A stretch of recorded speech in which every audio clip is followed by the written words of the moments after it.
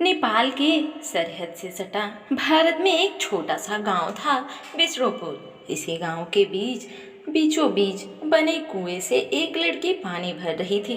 धूप से तप रहे बदन पर पुराने घिसे हुए कपड़े थे, पर ऐसा रूप लावाड़े की देखकर ऐसा लगता था कि जैसे स्वर्ग से कोई देव कन्या धरती पर उतर आई हो। चांद सा मुखड़ा, सूरज सा दमकता हुआ गोरा रंग, सुराही सी आंखें, गुलाब से होठ, लंबे काले रेशम के बाल। ईश्वर ने जैसे संपूर्ण प्रकृति से तिल तिल सौंदर्य देकर इस सुंदरी की रचना की थी, और इस अद्भुत रूप लावण की स्वामिनी थी रोहिणी। भगवान ने जिस अद्भुत रूप रोहिणी को उतनी ही बुरी किस्मत भी दी थी। बेचारी अनाथ थी, चाचा चाची के यहाँ नौकरानी की तरह रहती थी। दिन रात बातें ताने सुनते हुए दिन के कामों में लगी रहती। आज जब वो पानी लेकर घर लौट आई तो देखा उसने चाचा जोखन सी दलान में बैठे एक बूढ़े आदमी से बातें कर रहे हैं। रोहिणी को देखकर चाचा ने उसकी तरफ इशारा करके बूढ़े से कुछ कहा। बूढ़े ने उसे एक नज़र देखकर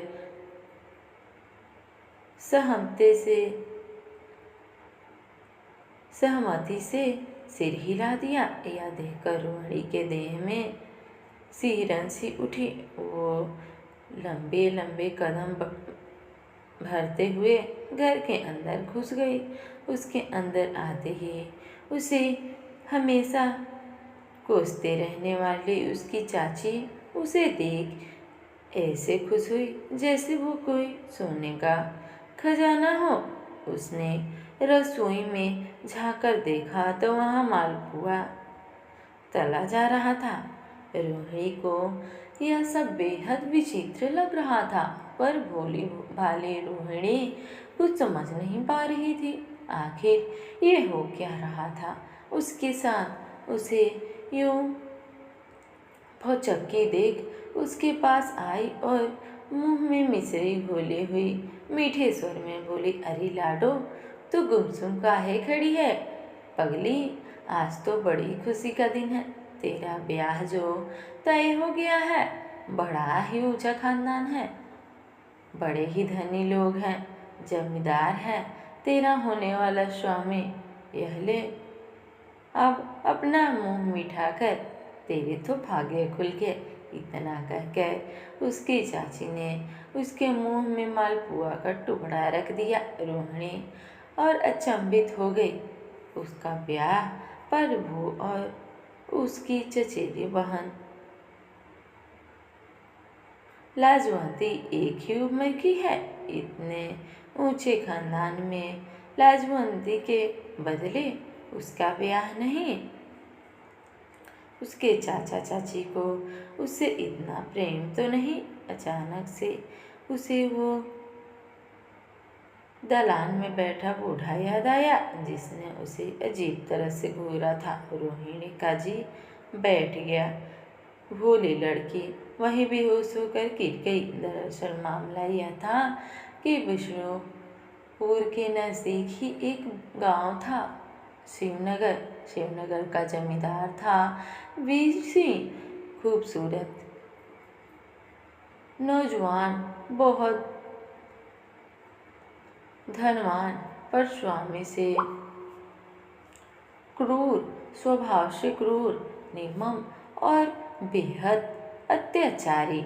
वह लोगों को ब्याज पर पैसा देता था और बाद उसे बेहतर ही निर्ममता से कहीं ज़्यादा पैसा वसूला करता था। उसकी ज़मीन हड़प लेता था। पूरा गांव उसके नाम से कांपता था। उसके इसी स्वभाव के कारण 25-26 साल के होने के बावजूद उसकी शादी नहीं हो पाई थी, क्योंकि बिरादरी में कोई भी उस निर्मम इंसान से अपनी बेटी नहीं ब्याहना चाहता था। यह वह पुराना समय था जब बाल विवाह आम बात थी और 25-26 के उम्र को ब्याह के लिए बहुत बड़ा उम्र माना जाता था। शिवनगर वाले पीठ पीछे छुप छुपा के खूब बातें करते, हंसी उड़ाते। एक न एक दिन यह बातें वीर सिंह के कानों तक तो पहुंच ही जाती थी। जब पहुंचती तब वो उसका अहंकार खोल उठता। उसने तय कर लिया कि वो ब्याह के ऐसी दुल्हन लाएगी कि गांव वाले दंगे रह जाएंगे। उसने तुरंत ऐसी दुल्हन की तलाश में अपने आदमियों को चारों ओर फैला दिया और वो तलाश आकर रोहिणी पर रुकी। मुंशी सुबालाल था। रोहिणी के बदले में उसने चाचा को वीर सिंह ने पैसे से तोल दिया। कुछ ही दिन बाद रोहिणी ब्याह के लाल जोड़े में सजी अपने ससुराल शिवनगर आ गई। इस सारे प्रसंगों के बीच वीर सिंह की माँ गंगा देवी बहुत चिंतित थी, पर उसकी सारी चिंता तब हवा हो गई जब उन्होंने घूंघट उठा के दुल्हन को देखा। चाँद से मुखड़े को देखकर वो निहाल हो गई। तुरंत अपनी बहुरानी की नज़र उतारी, मुंह दिखाए कि रस्में में आई। गांव की औरतें भी वीर सिंह की दुल्हन को देखकर आश्चर्य सी रह गई थी। कुछ देखकर जल उठी तो कुछ ने बोल ली कि कुछ भली औरतें को रोहिणी के भाग्य पर दुख भी हो रहा था। बेचारी ऐसी पवित्र मनोहर कन्या का हाथ थमाया गया भी तो किसी वीर सिंह जैसे संग दिल को। जाने क्या लिखा है इस मासूम के भाग्य में, पर वह कर भी क्या सकती है। उन्होंने रोहिणी को खूब आशीर्वाद दिया और लौट के अपने घर को आ गई। वीर सिंह बेहद खुश था। उसका अहंकार संतुष्ट हो गया था अपने दुल्हन का गुणगान सुनकर, लेकिन मंत्रमुग्ध तो वो भी हो गया था जब उसने शादी की पहली रात को सेज पर लाल जोड़े में सजी लाज से सिमटी बैठी अपनी दुल्हन को पहली बार देखा। क्या सच में यह विष्णुपुर गांव की वही लड़की है, या उसके मुंशी ने उसके लिए स्वर्ग से किसी देव कन्या का अपहरण किया है। कोमल सी रोहिणी के रूप की आँच से वीर सिंह का मन भी पिघला। इस अर्च में वीर सिंह का मन ही नहीं तन भी तपने लगा। इस तपन में उसने रोहिणी को भी समेट लिया। इस अगन में दोनों ही एक घास तपने लगे।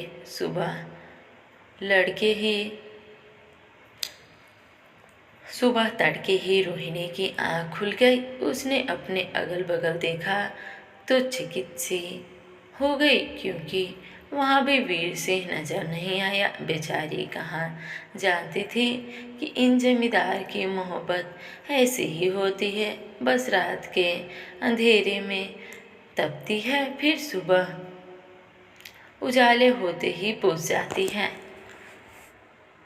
जैसे जैसे रोहिणी की रूप लावण्य का जादू टूटने लगा, वैसे वैसे हसीन रूपानी रातों का सिलसिला छूटने लगा और वीर सिंह का अपना वही पुराना रवैया उजागर होने लगा। लेकिन रोहिणी बड़ी ही समझदार और संतोषी लड़की थी। वो अपने जीवन में इतने कुछ देख सुन सह चुकी थी कि अब जैसे भी उसका जीवन था उसे ही अपना भाग्यमान प्रसन्न रहा करती थी। वीर सिंह का मुँह उससे भले ही टूट गया हो, पर वह अपना पत्नी धर्म पूरे लगन से निभाती थी।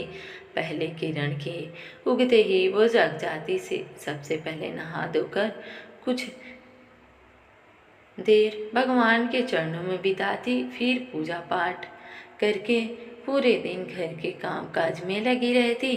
सभी का खूब ध्यान रखती। ससुराल के लोग उससे बड़ा खुश रहा करते थे। गांव के लोग भी उसकी बड़ाई करते नहीं थकते थे। इन सब के बावजूद वीर सिंह उससे खुश नहीं रहता था।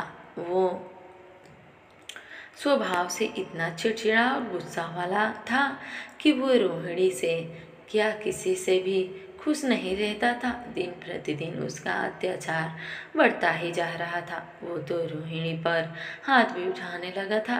कई बार तो बेचारी वीर सिंह के मार से अधमरी सी हो जाती। वीर सिंह की माँ गंगा देवी अच्छे से जानती थी कि इन सब में रोहिणी का तनिक भी दोष न था। जिसका दोष था वो उसका अपना इकलौता बेटा था। भला वो अपने कोह के काय को कैसे दोष देती। इसलिए उलट के वो रोहिणी को ही ताना मारती रहती कि जरूर उसमें ही कोई खोट है, तभी उसका बेटा उससे खुश नहीं रहता और ऐसा बर्ताव कर रहा है। इन सब के बावजूद रोहिणी भगवान के आश्रय अपनी जी को संतोष देकर रहती। जैसे भी कोई भी बात मन से नहीं लगाती, सोचती चलो कम से कम मेरी गृहस्थी तो चल रही है ना, मैं उनकी पत्नी हूँ, उन्होंने मुझे त्यागा तो नहीं है। घर से बेघर हो गई तो जाऊंगी कहाँ। चलो कम से कम उन्होंने मुझे घर से निकाला तो नहीं। वैसे भी अम्मा अक्सर कहती थी कि लड़की डोली से ससुराल आती है और जाती है अर्थी में। और जब से उसे पता चला कि एक नन्ही सी जान उसकी कोख में है और जल्द ही उसके जीवन में आने वाला है, वो खुशी से झूम उठी। अनेकों बार भगवान के चरणों में माथा टेका। गंगा देवी भी इस खुशखबरी से बेहद प्रसन्न थी। उन्होंने अपने खानदान के आने वाले चिराग के लिए कई मन्नतें मांगी। अपने अनुभव के पिटारों से निकालकर बहू को कई बातें समझाई, हिदायतें दी। सबको लग रहा था कि शायद अपनी होने वाली संतान की वजह से वीर सिंह के बर्ताव में बदलाव आएगा, पर यह मजा कोरी कल्पना लिखनी। रोहिणी पेट से है, यह जानने के बाद वीर सिंह का बर्ताव उसके प्रति और निर्मम हो गया। यह हाल में भी वो उसे पीटा करता, बल्कि पहले से ज़्यादा। बिना किसी गलती के किसी घर वाले में, यहाँ तक कि गंगा देवी में भी इतना साहस नहीं था कि वो वीर सिंह को रोक पाए। वो जितना हो सके अपनी बहू का ख्याल रखती, उसे धीरज देती और दिन रात भगवान से मन्नतें मांगती कि उसके खानदान का चिराग उसका बेटा बुझ ना पाए, वो अपने पोते का मुंह देख पाए। इसी सहारे रोहिणी भी जी रही थी, लेकिन एक दिन उसे ऐसी बात पता चली जिसका सब्र और हौसला दोनों टूट चुका हो था। रोहिणी गर्भावस्था में भी वीर सिंह के सारे काम अपने हाथों से किया करती थी। वो अपने पति को खुश करने का जतन करती रहती थी, या यूं कहें तो अपने भाग्य को जगाने का जतन करती रहती थी। इसी दौरान अचानक उसने एक दिन वीर सिंह को अपने मुंशी शोभालाल से बात करते हुए सुन लिया कि दोनों हीरगंज की हवेली के बारे में बात कर रहे हैं। वीर सिंह अक्सर हीरगंज जाता रहता है, पर रोहिणी को कभी शक नहीं हुआ। लेकिन हीरगंज में हवेली होने के बाद उसे बुरी तरह चौंक आ गई। वो अपनी सास के मुंह से अक्सर जमीन जायदाद की बातें सुनती रहती थी, पर हीरगंज में उसकी कोई हवेली है ऐसा उसने कभी नहीं सुना। रोहिणी दीवार से लगकर उसकी बातें सुनने लगी और तब जाकर उसे जाना कि जिस भाग्य को वो जगाने को ये सारे जतन कर रही है वो तो कब से फूट चुका है। हीरगंज में वीर सिंह की सिर्फ हवेली ही नहीं बल्कि एक और पत्नी भी है। वो लड़की विदादरी की नहीं, इसलिए वीर सिंह उसे सबसे छुपाकर हीरगंज में रखता है। उसके पति ने उसे धोखा देकर एक और शादी कर रखी है। यह जानकर रोहिणी आत्मा की गहराइयों तक टूट गई। अब उसे समझ में आया कि उसका पति उस पर इतने जुल्म क्यों करता है, क्यों उसके रूप लावण्य बनाया सिंगार सारे जतन का बस क्षणिक असर होता है। वीर सिंह पे उसने अपनी शादी मात्र बिरादरी को दिखाने के लिए की थी। प्यार तो वो शायद अपनी दूसरी पत्नी से करता है, इसलिए उसे अपनी संतान से भी रत्ती भर मोह नहीं। जब से रोहिणी ने हीरगंज का भेद जाना है उसको यह भय सताने लगा कि कहीं वीर सिंह उसे और उसके बच्चों को जान से न मार डाले।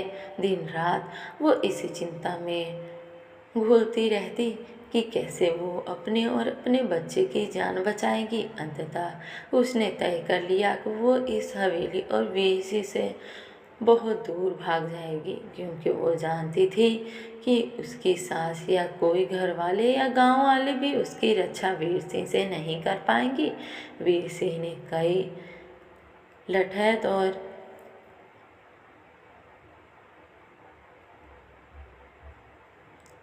कुश्ती वाले पाल रखे थे जो दिन में हवेली के इर्द गिर्द फैल कर रहते थे। दिन में भागना तो असंभव था, इस कारण रोहिणी रात में हवेली से भागने की योजना बनाने लगी। गांव के आसपास ज़्यादा जंगल का इलाका था।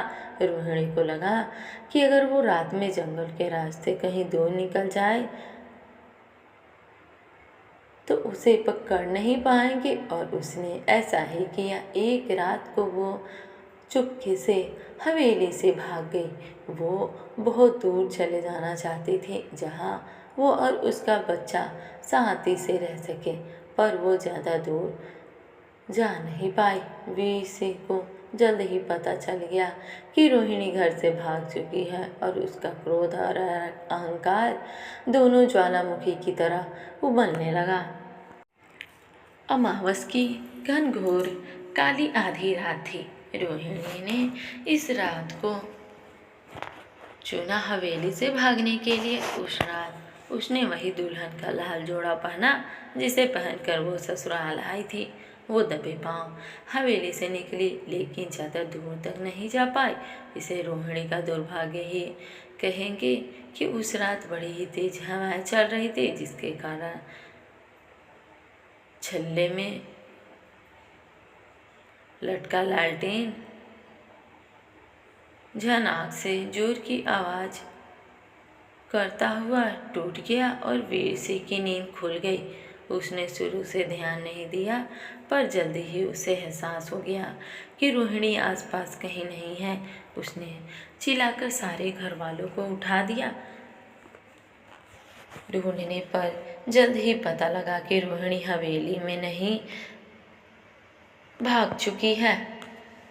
वीर सिंह का अहंकार खोल उठा। उसने नौकरों को भेजने के अपने सारे लठैत को इकट्ठा किया और साथ ही सारे गांव वालों को भी जमा कर लिया।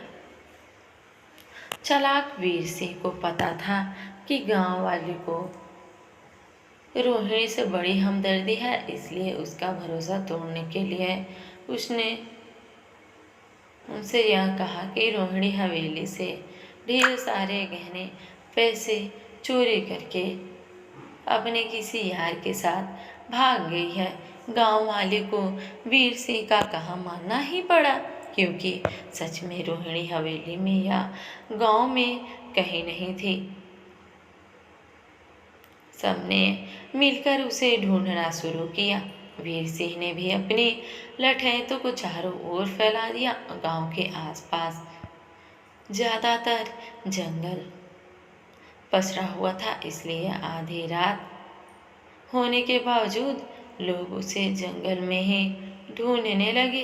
इधर रोहिणी बेहद थकी हारी होने के बावजूद लगातार भाग रही थी। इर्द गिर्द कई घाटियां थी। उसे समझ नहीं आ रहा था कि वो किधर जाए। अंततः वो बिना सोचे समझे एक और बढ़ते चली गई। ऐसे ही एक घाटी पर पहुंच गई। अभी वो आगे बढ़ने का राह तलाश ही रही थी कि मशाल की रोशनी देखकर वो जान गई कि उस तरफ कोई आ रहा है। फौरन वो एक बड़े से पेड़ के नीचे छिप गई। उसने पेड़ के ओट से देखा कि वीर सिंह उसे और बढ़ता आ रहा है। उसकी सांसें थम गई। अगर कोई और होता तो शायद उम्मीद थी, पर वीर सिंह ने अब उसे कोई उम्मीद नहीं है।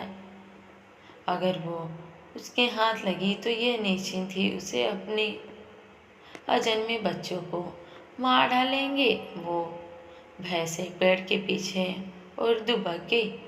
उसने अपने पेट पर हाथ रखा। उसे अपने बच्चों की सांसें महसूस होने लगी। इस एहसास ने जैसे उसके रंगों में फिर से एक आस और साहस भर दिया। चाहे जो हो,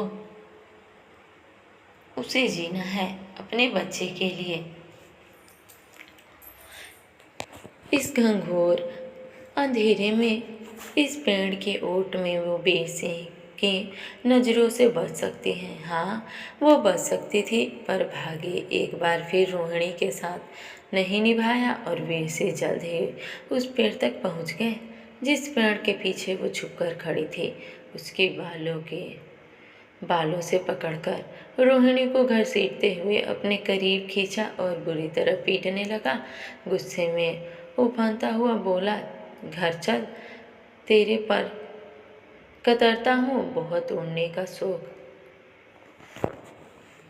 चढ़ाया है तुझे। ऐसे हिम्मत कैसे हुई हवेली से भागने की?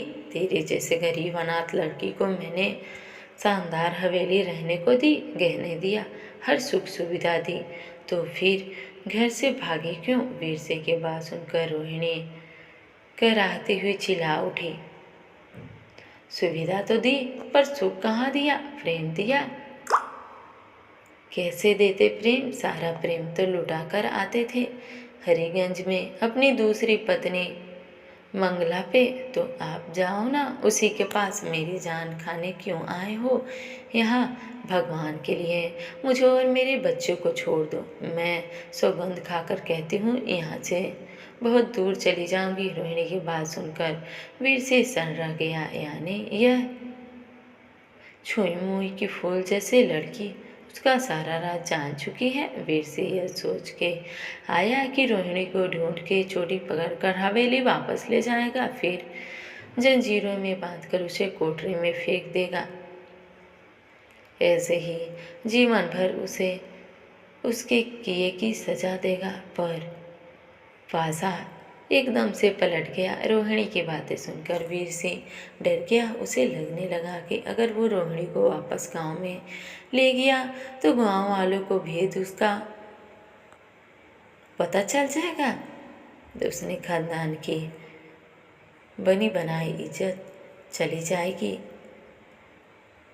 लेकिन साथ ही वो उसे सजा देने का लालच भी नहीं छोड़ पा रहा था। अचानक से उसके जहन में एक खुराफाती आइडिया आया। उसने सोचा, क्यों ना इस बात को यहीं दफन कर दिया जाए। इस औरत को यही मार दे ताकि यह किसी को यह भेद बता ही नहीं सके। रोहिणी की ओर देखता हुआ वो बेहद निर्ममता से हंस पड़ा। उसे यूं हंसता देख रोहिणी के प्राण सूख गए। पर वो कुछ समझ पाती इससे पहले ही वीर सिंह के हाथ उसके गले पर कस गए और कुछ ही क्षणों में रोहिणी निष्प्राण होकर उसके बाजुओं में झूल गई। लेकिन वो उसकी लाश गांव नहीं ले जा सकता। गांव वालों ढेर सवाल करते कि कैसे मरी, क्यों मरी, किसने मारा। साथ ही उस पर भी बहुत सारे सवाल उठते। कितने सारे सवाल वो कैसे देता जवाब। लिहाजा उसने सबसे आसान रास्ता अपनाया। अपने साथ आए 2 लठेरे से गड्ढा खुदवाया और रोहिणी को वही दफन कर दिया।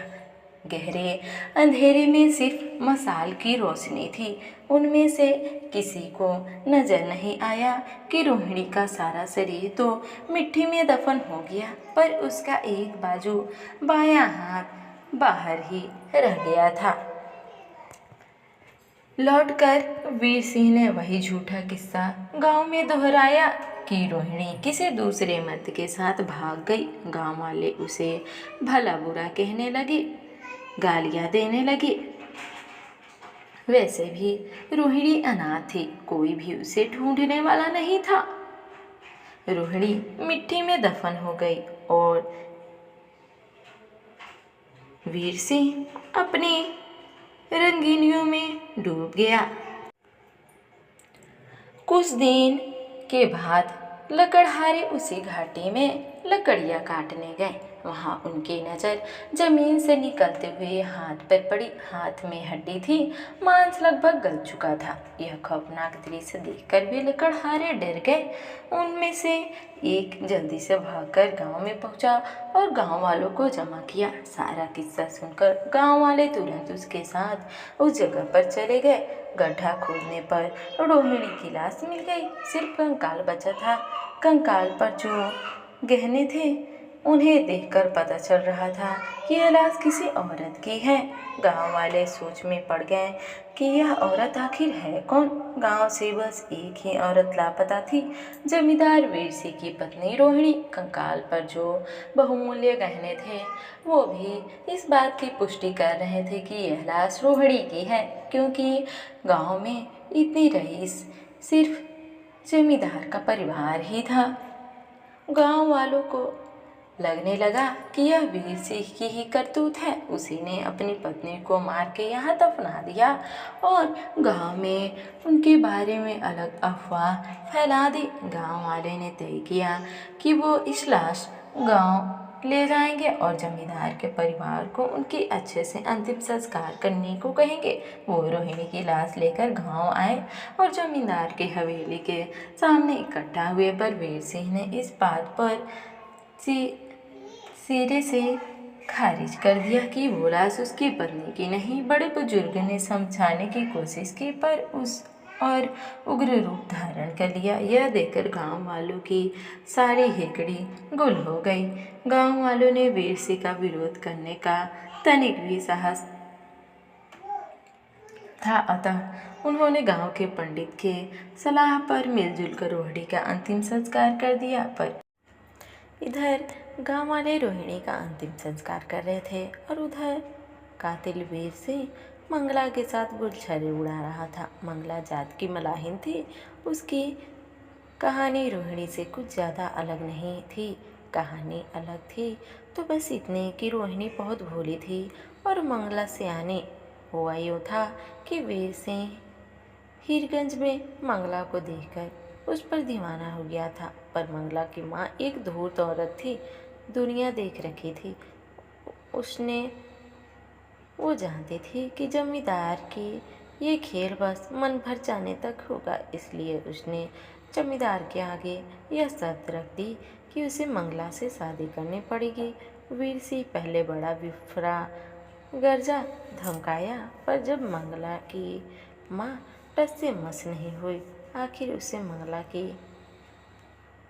कामना में तड़पकर उसकी शर्त माननी पड़ गई थी। मंगला किसी और से प्रेम करती थी और वह शादी कतई नहीं करना चाहती थी, पर अपनी माँ के आगे उसकी एक न चली। मंगला की माँ जमींदार से अपनी बेटी की शादी इसलिए करवाना चाहती थी ताकि मीठी छुरी से उसकी जेब कतरती रहे। अपनी बेटी की भार बराबर उसके लिए गहने बनवाया।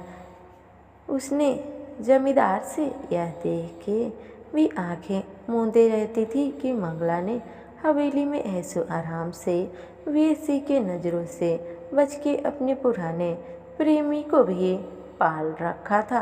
रोहिणी की हत्या की खबर जंगल में आग की तरह फैल गई और हरिगंज तक पहुंच गई। जाने वाले मंगला के कलेजे में हुक से उठी, मन उचट सा गया। ऐसे ही एक वक्त वो वीर सिंह आधी रात को उसके प्रेम में डूबा था तो वो अनायास बोल उठी, ठाकुर साहब, मैंने तो सुना है कि छोटी ठकुराइन ऐसी सुंदर थी कि हाथ लगाने से मैली हो जाती।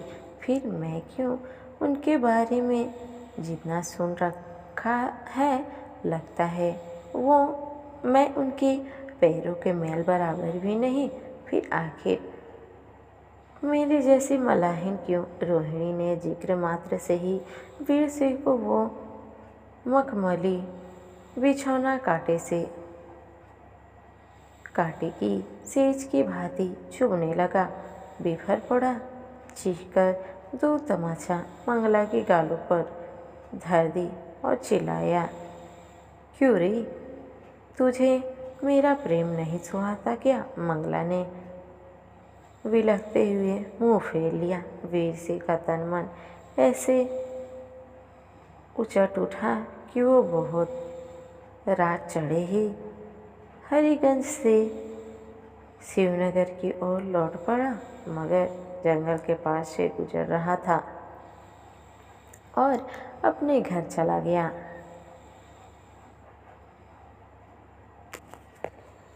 वहाँ से आने के बाद वो अब पूरा ध्यान अपने बिजनेस पर ही देता था और खूब तरक्की की थी। कुछ दिन के बाद उसे पता चला कि उसे एक रोग है जिससे वो पूरी तरह से ग्रसित है और वो ठीक नहीं हो सकता। तब वीर सिंह की माँ को एहसास हुआ कि उसने इतने पाप किए हैं, अपनी पत्नी को मारा और न जाने कितने अपराध किए हैं। शायद भगवान ने इसी का फल उसे दिया है। वो बेचारी अपनी ममता के आगे झुक कर रह गई। वो बेचारी अपने इकलौती संतान को नहीं बचा पाई। धन्यवाद दोस्तों। कहानी अच्छी लगी हो तो मेरे वीडियो को लाइक शेयर सब्सक्राइब करना ना भूलें।